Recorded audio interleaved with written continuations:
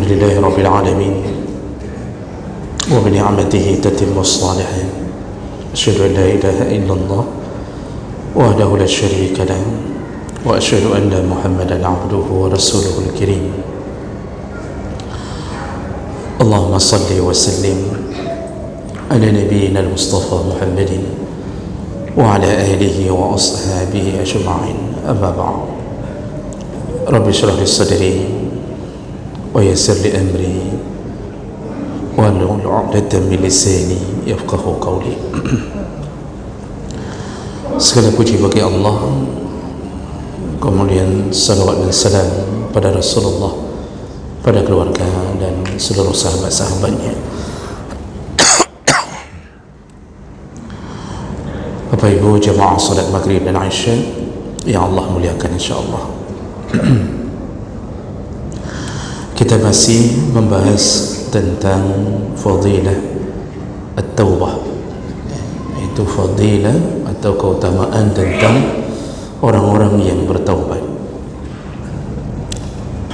Fadilah pertama yang sudah kita bahas bahwa orang-orang yang bertaubat telah menunjukkan ketaatan di atas ajakan Allah Subhanahu wa taala atau panggilan Allah, dan itu adalah bahagian daripada bentuk ketaatan, karena yang menyuruh taubat adalah Allah, yang meminta dan memanggil untuk taubat adalah Allah.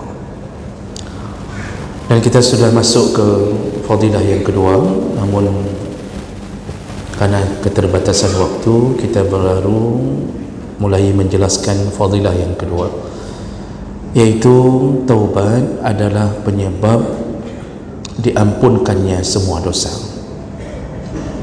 Kita jelaskan di minggu yang lalu bahwa dosa-dosa kecil itu mudah diampunkan Allah dengan berbagai pilihan yang disediakan oleh Allah, dan itu banyak sekali. Yang bersujud akan gugur dosa-dosanya dari pundaknya, yang berzikir 33 kali subhanallah, alhamdulillah, Allahu akbar, tutup dengan la ilaha illallah, diampunkan semua dosa-dosanya.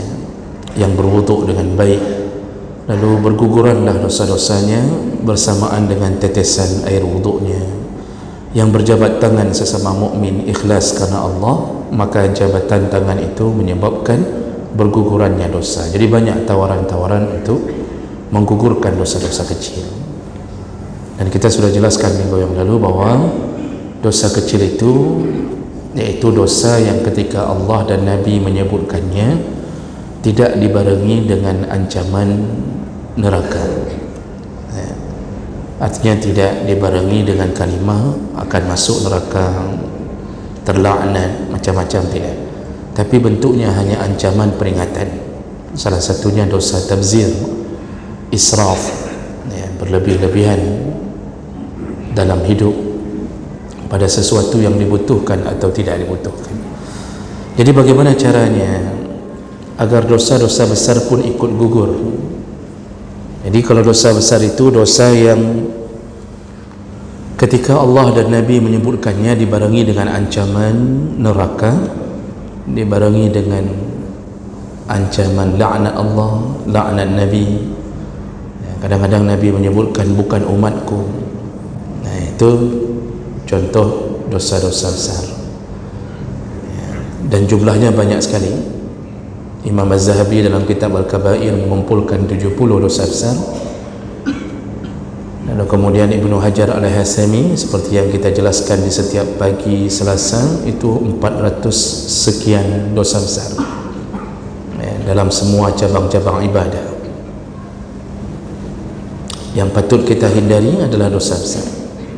Seandainya kita sudah terjerumus ke dalamnya, maka dia tidak bisa lagi digugurkan hanya dengan zikir, hanya dengan berwudu. Tidak bisa. Dosa besar itu satu-satunya yang menyebabkan datangnya ampunan kembali dari Allah adalah taubatan nasuha. Makanya orang yang taubat itu mendapatkan keutamaan, yaitu diampunkan semua dosa-dosanya.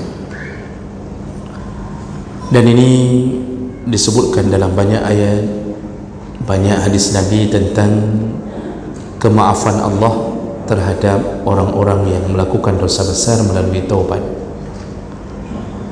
Dalam surat Al-A'raf 153 Allah menyebutkan walladzina 'amilus sayyi'at summa tabu min ba'diha wa amanu inna rabbaka min ba'diha laghafurur rahim. Orang-orang yang melakukan banyak kesalahan lalu mereka taubat setelah itu, maka dan mereka beriman berikutnya, artinya tidak mengulangi lagi dosanya, maka sesungguhnya Tuhanmu akan mengampunkan, karena Tuhan Allah SWT Laghafurur Rahim, Maha mengampunkan, Maha menyayangi. Lalu di dalam surat At-Tahrim ayat 8 Allah mengatakan ya ayyuhalladzina amanu tubu ilallahi taubatan nasuha. Wahai orang-orang yang beriman, bertaubatlah kepada Allah dengan taubatan nasuha. Kita sudah jelaskan taubatan nasuha yaitu taubat yang diiringi dengan syarat-syarat taubat. Kita sudah jelaskan itu. Begitu syarat taubat itu terlaksana dan dia tidak mengulanginya, tidak mengulangi dosa, maka Allah mengatakan asa rabbukum ayukaffira ankum sayiatikum. Maka mudah-mudahan asa itu lebih hampir mencapai 100%. Maka Allah akan ampunkan dosa-dosamu, digugurkan semua kesalahanmu, wa yudkhilukum jannatin tajri min tahtiha al-anhar. Lalu engkau dimasukkan ke surga yang di dalamnya ada sungai-sungai yang mengalir. Jadi Allah berikan kelebihan yang taubatan nasuha, diampunkan semua dosa-dosanya lalu dimasukkan ke dalam surganya. Bayangkan orang yang sudah berlumur dosa lalu kemudian disebabkan taubat Allah ampunkan, lalu Allah masukkan ke surga. Lalu di dalam hadis Nabi sallallahu alaihi wasallam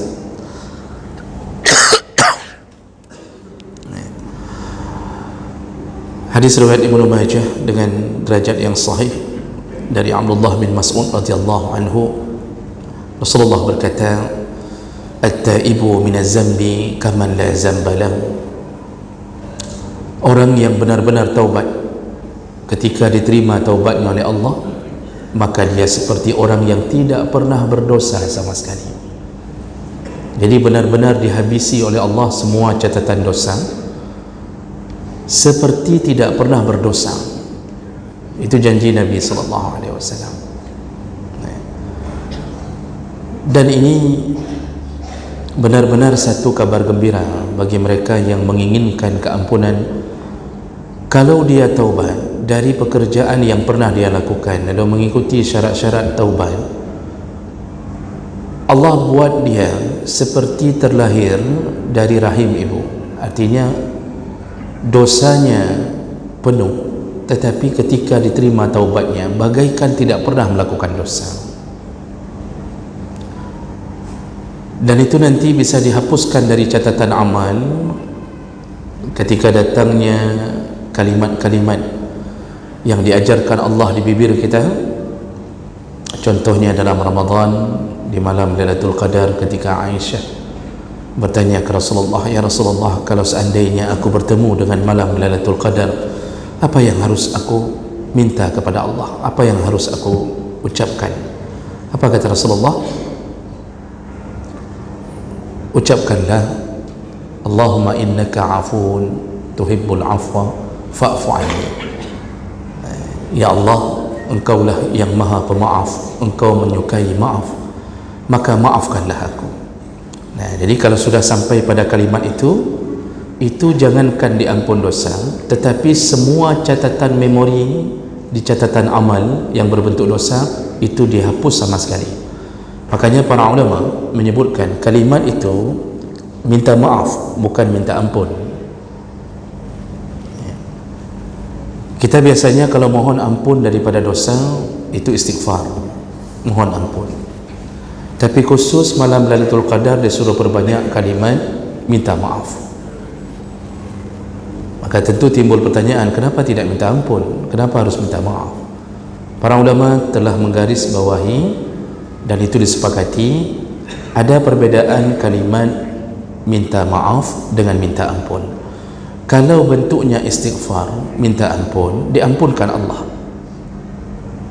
diampunkan, diterima taubatnya, dan dia bisa masuk surga. Namun nanti di akhirat dia tetap akan dinampakkan catatan dosanya sebagai hujjah bahwa dia pernah melakukan dosa, lalu Allah ampunkan. Jadi nanti Allah akan bertanya, ata'arifu kaza, ata'arifu zamba kaza, bukankah engkau dulu melakukan ini, bukankah dulu engkau melakukan itu? Lalu Allah ampunkan. Laqad satartuha fid dunya wa ghafartu laka al-yawm. Di dunia aku tutup aibmu dan hari ini ku ampunkan semua dosa-dosamu. Allah ampunkan. Tapi catatan amal yang buruk itu tetap tercatat. Jadi kita dinampakkan sebagai bahan penyesalan dan sekaligus agar kita merasakan nikmat bagaimana diampunkan setelah kita berlumur dosa.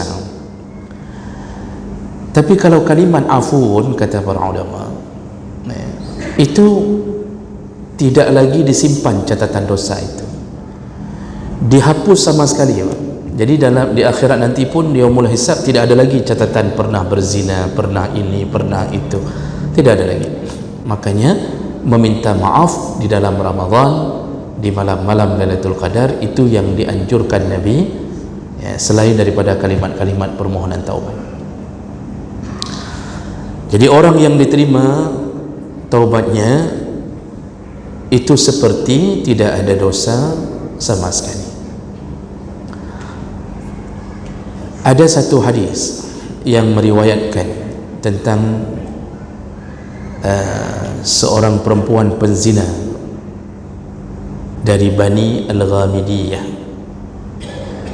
Ya, kalau saya tidak salah dari Bani Al-Ghamidiyah. Itu dia mengakui dosanya melalui ikrar. Dia beri pengakuan ke Nabi bahwa dia telah berzina dan dia sudah menikah. Artinya sudah menikah, sudah pernah menikah lalu berzina. Lalu Nabi SAW melihat keadaan pengakuan itu, Nabi sampai bertanya 3 kali, benarkah engkau telah berzina?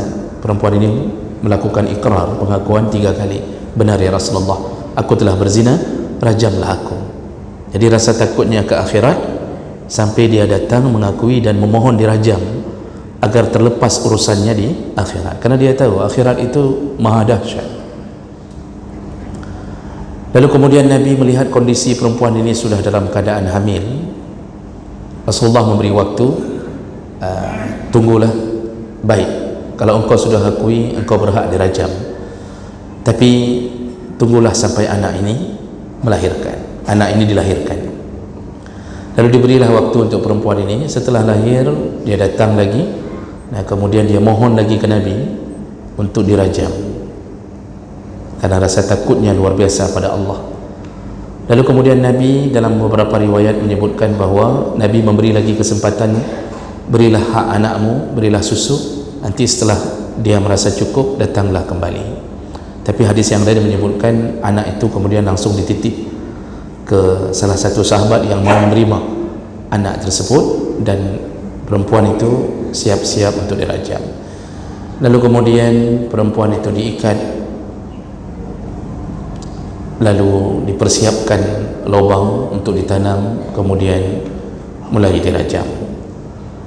Karena bentuk rajam itu konsekuensinya harus mati, maka dia dirajam sampai mati.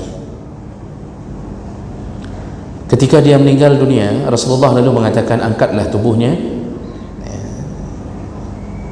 kita akan salatkan, kita mandikan, kita salatkan.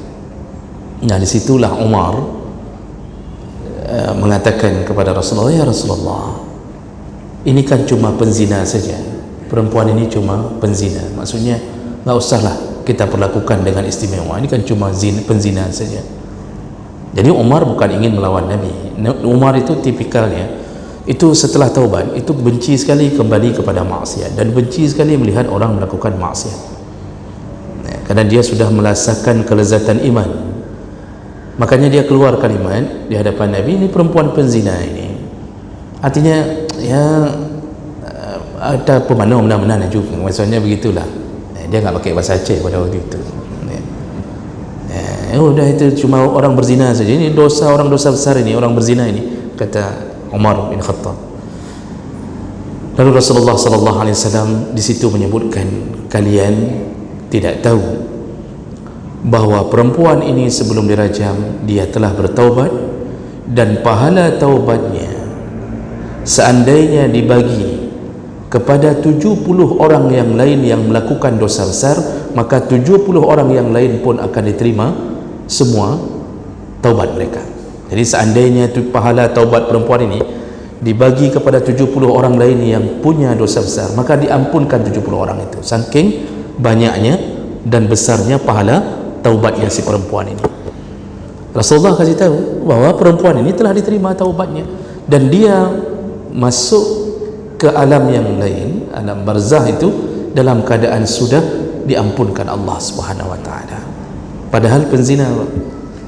Jadi Bapak Ibu yang Allah muliakan, dosa besar begitu kita betul-betul ikhlas, merasakan penyesalan dan berjanji tidak mengulanginya, maka Allah ampunkan segala-gala yang kita lakukan. Jadi tidak ada dosa yang tidak diampuni, semua diampuni. Kalau ada perkataan yang menyebutkan kecuali dosa syirik, itu pun tidak diampuni kalau mati dengan syirik. Kalau tidak mati tetap diampuni. Jadi dukun taubat, dukun diampunkan Allah. Orang kafir taubat kembali mengakui Allah, murtad taubat kembali mengakui Allah, semua diampuni oleh Allah.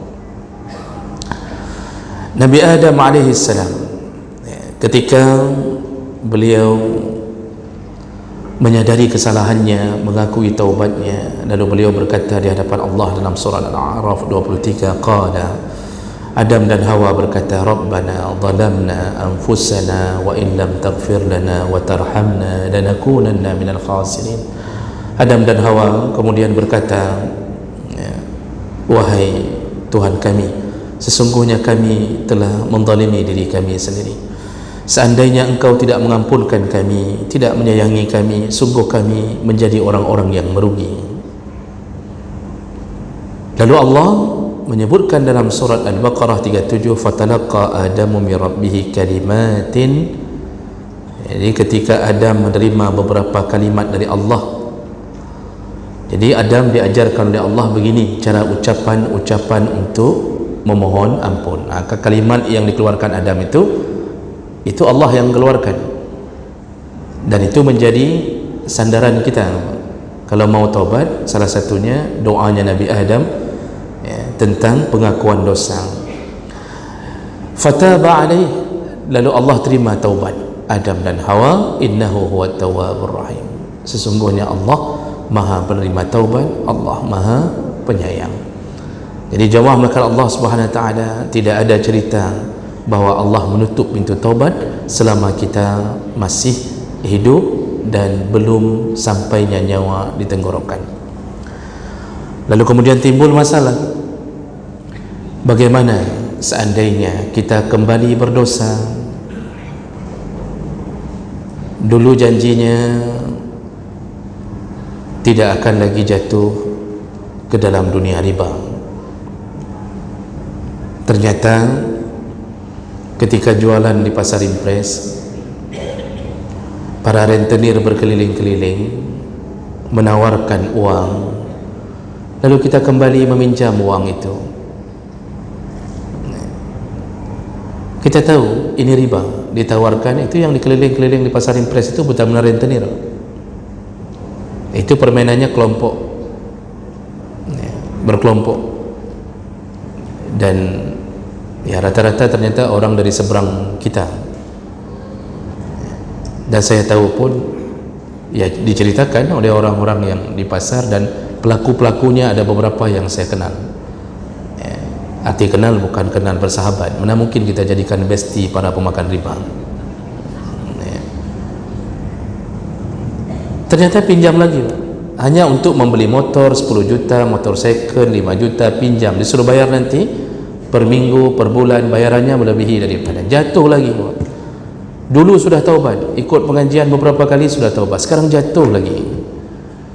Dulu sudah taubat daripada berzina, jatuh lagi. Dulu sudah taubat daripada pekerjaan yang haram apapun, menipu, mencuri. Dulu kita pernah curi mangga, kita pernah curi ayam, sambil-sambil jaga malam tidak tahu mau makan apa, kita curi ayam. Dan setelah itu kita menyadarinya, setelah ikut beberapa kali tausiah, alhamdulillah tersentuh hatinya, dia taubat, dia kembalikan uang kepada pemilik itu walaupun secara diam-diam. Tapi hari ini bukan lagi mencuri ayam, sudah mulai mencuri di kantor. Ayam level kecil, Pak. Di kantor itu bisa puluhan juta orang curi hanya dengan modal tanda tangan saja. Jatuh lagi ke dalam dunia mencuri, ditangkap, keluar dari penjara, lebih dahsyat lagi. Jadi berulang-ulang ini berulang-ulang. Pertanyaannya, masihkah Allah menyediakan taubat?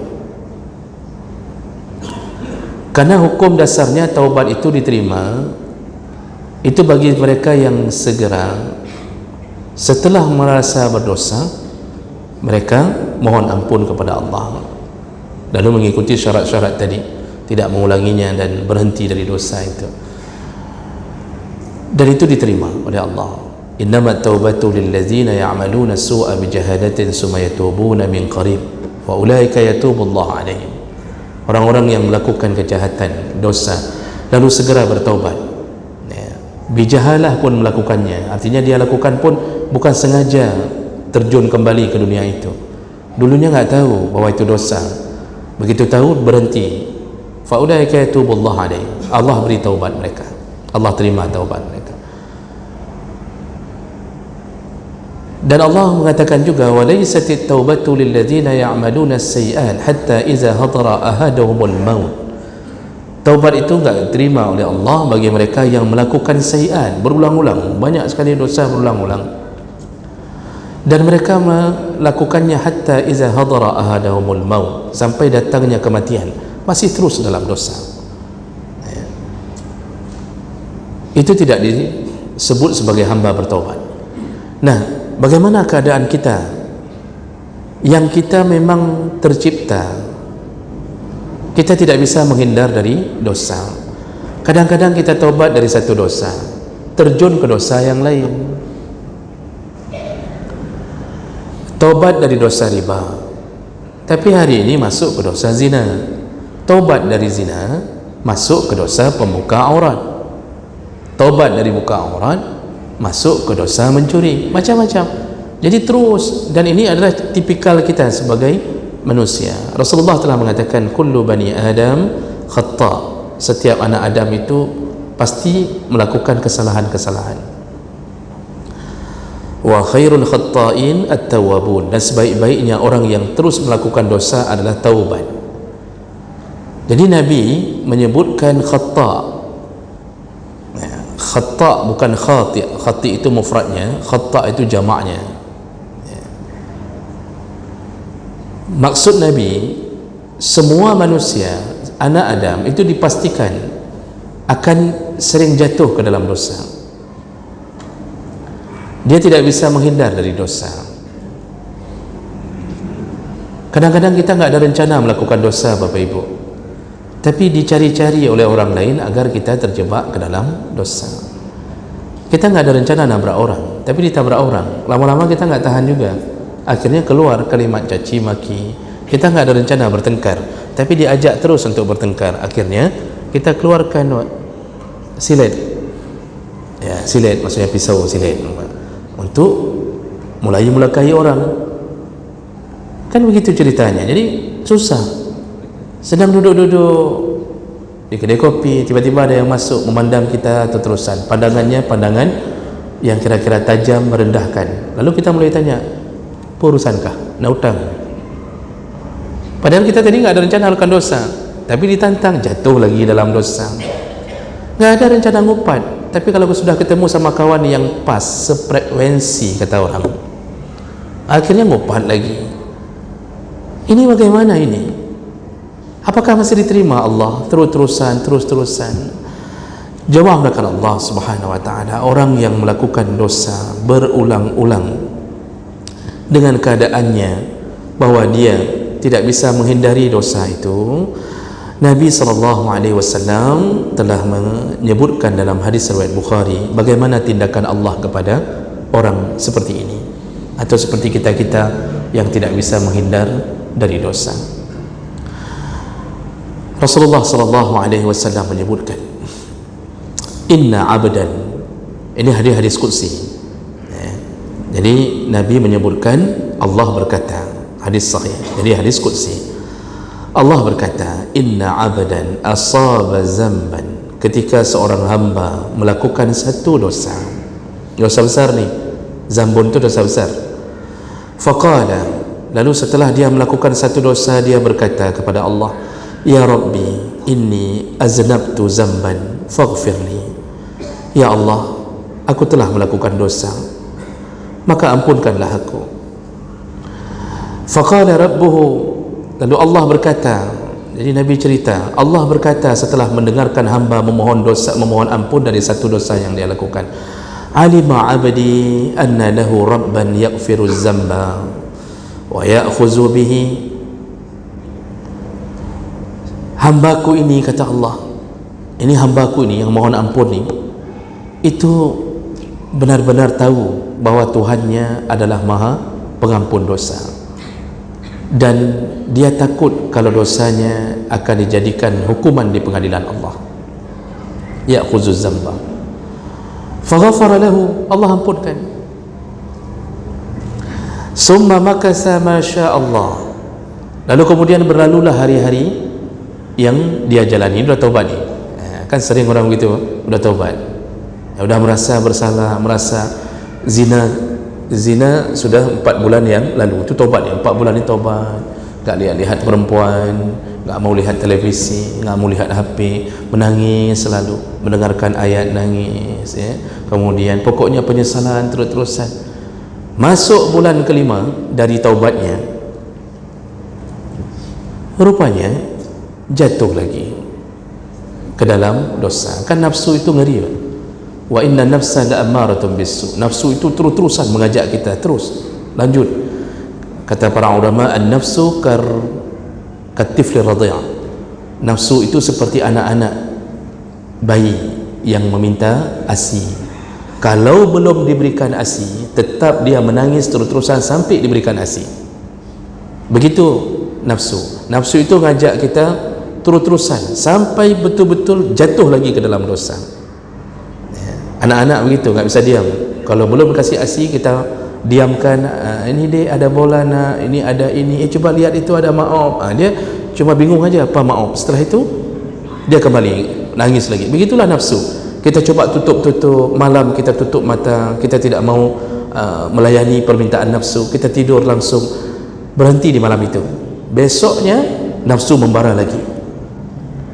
Kita coba bertahan di siang hari sampai sore hari, malamnya nafsu membara lagi. Apalagi kalau dapat fasilitas, lihat di video, lihat gambar macam-macam, dapat fasilitas, langsung nafsu mengajak, ayolah, zina lagi ya, kan sudah lama, sudah 5 bulan tak zina, ayo. Ada itu cuma 5.000 semalam, kalau ada diskon 4.999, udah mulai itu, terus diajak. 5 bulan jatuh lagi ke dosa. Atau bisa jadi jatuh ke dosa yang berbeda, nggak mesti dosa itu lagi. Dia tadi sudah taubat, Allah sudah ampunkan, kata Nabi. Setelah berlalu masa beberapa bulan, beberapa tahun, bisa saja tahunan, dia taubat. Summa asaba zamban akhar, lalu jatuhlah dia ke dosa yang lain. Kita sering Pak, kita lihat ada perempuan, ibu-ibu ni setelah ikut pengajian, Masya Allah, taubat. Jadi nggak pakai lagi jilbab pendek, enggak pakai lagi jilbab yang ikat di leher, taubat. Ya. Lalu kemudian semuanya pakai gamis, alisnya enggak dicukur lagi. Biasanya tiap-tiap minggu cukur alis. Lalu lipstiknya juga tidak terlalu tebal lagi. Tiba-tiba setelah 5 bulan atau setelah setahun kita lihat sama lagi, balik lagi ke dosa itu lagi, atau masuk lagi ke dosa yang lain. Dulu dia begitu, sekarang masuk ke dosa melawan suami atau apa saja, jatuhlah dia ke dosa yang lain. Wa rubbama qala aznaba zamban akhar. Jadi Rasulullah menjelaskan bisa jadi dia jatuh ke dosa yang berbeda. Faqala, lalu yang berdosa ini mengatakan, ya Rabbi inni aznabtu zamban akhar faghfirli. Ya Allah, aku dosa lagi ya Allah, ampunkanlah aku ya Allah. Qala rabbuhu, Allah kemudian menjawab permintaan hamba ini, alima abdi anna lahu rabban yaghfiru zamba wa ya'khudhu bihi. Sungguh hambaku ini kenal betul siapa aku, kata Allah. Dia kenal betul Tuhannya suka mengampunkan dosa, dan dia takut dosanya dijadikan sebagai sesuatu yang menghujatnya di pengadilan nanti, pengadilan akhirat. Lalu kemudian faghfara lahu, diampunkan lagi oleh Allah Subhanahu wa taala. Summa makasa masyaallah, berlalulah masa lagi, udah tobat ni, tobat dari zina udah, tobat dari jatuh berlalu masa lagi berapa tahun. Summa asaba zamban akhar, jatuh lagi ke dosa yang lain. Wa rubbama qala aznaba zamban akhar faqala ya rabbi inni aznabtu zamban akhar. Lalu dia mengadu lagi kepada Allah, ya Allah, aku dosa lagi ya Allah, aku kembali berdosa ya Allah. Dia jatuh lagi, faghfara faqala faghfirli, ampunkanlah aku. Faqala rabbuhu alima abdi anna lahu rabban yaghfiru dzamba wa ya'khudhu bi. Lalu Allah kembali berkata perkataan yang sama, ini hambaku ini tahu betul siapa Tuhannya, bahwa akulah maha pengampun dosa, dan dia takut kalau dosanya aku jadikan sebagai alasan menghukuminya di pengadilan. Lalu Allah berkata, faqala rabbuhu ghafartu li 'abdi, ku ampunkan juga dosa-dosanya, falyamal ma syaa. Di ujung hadis yang lebih dahsyat, Allah mengatakan falyamal ma syaa, lakukanlah apapun yang kau suka. Lihat Bapak Ibu, Nabi mengatakan, Allah berkata diampunkan berkali-kali, lalu Allah berkata suka-suka engkau lah, apapun lakukanlah. Nah, ini apa ini maknanya ini? Ini maknanya bukan Allah menawarkan untuk berdosa berulang-ulang. Jadi ada orang yang kadang-kadang melihat kalimat ini mengatakan bahwa lihat, kan Allah suruh lakukanlah suka-suka engkau, belakang nanti ku ampunkan juga, tenang aja, ku ampunkan, tenang aja, ampun, dosa lagi, hana apa buat juga galak-galak kaju. Itu zahir maknanya begitu, zahir maknanya. Tapi sebenarnya kata para ulama ahlul hadis, waktu disyarah kalimat ini, termasuk Ibnu Hajar Asqalani, Imam Nawawi pun menjelaskan dalam syarah Sahih Muslim, karena ini hadis riwayat Bukhari satu, riwayat Muslim juga sebut dengan perkataan yang sama. Kata Imam Nawawi, ini menunjukkan bahawa Allah tetap menerima taubat walaupun hamba melakukan dosa itu 100 kali, 1000 kali atau lebih. Setiap kali dia berdosa, Allah terima taubatnya, dan taubatnya tetap akan menggugurkan dosa-dosanya. Apakah ini kabar gembira Bapak Ibu?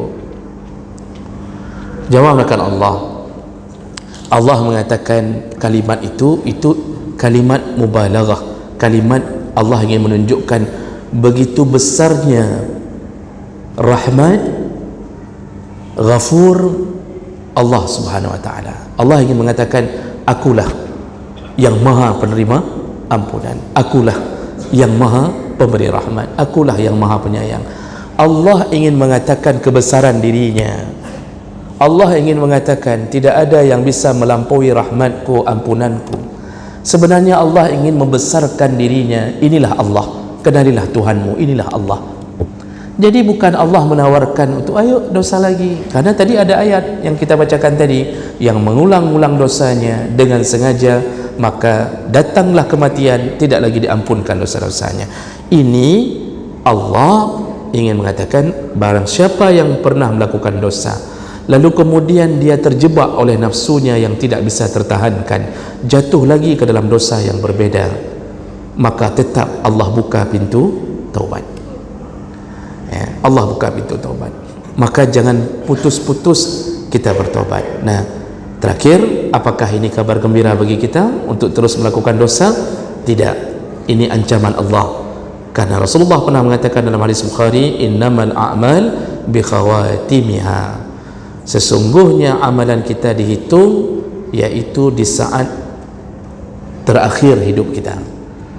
Kalau kita terus-terusan melakukan dosa, walaupun berpindah-pindah antara satu dosa ke dosa yang lain, tidak habis-habisnya dosa, tidak berhenti dari dosa apapun, maka bisa jadi nasib kita antara husnul atau su'ul khatimah.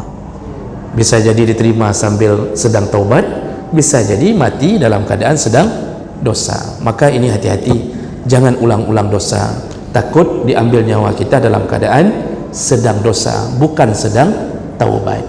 Maka jalan keluarnya bertaubatlah, jangan lagi lakukan dosa. Mudah-mudahan Allah ampunkan kita semuanya, dan mudah-mudahan Allah kumpulkan kita kembali di dalam surganya. Amin ya rabbal alamin. Subhanakallahumma wa bihamdik, asyhadu an la ilaha illa anta, astaghfiruka wa atubu ilaik. Wassalamu alaikum warahmatullahi wabarakatuh.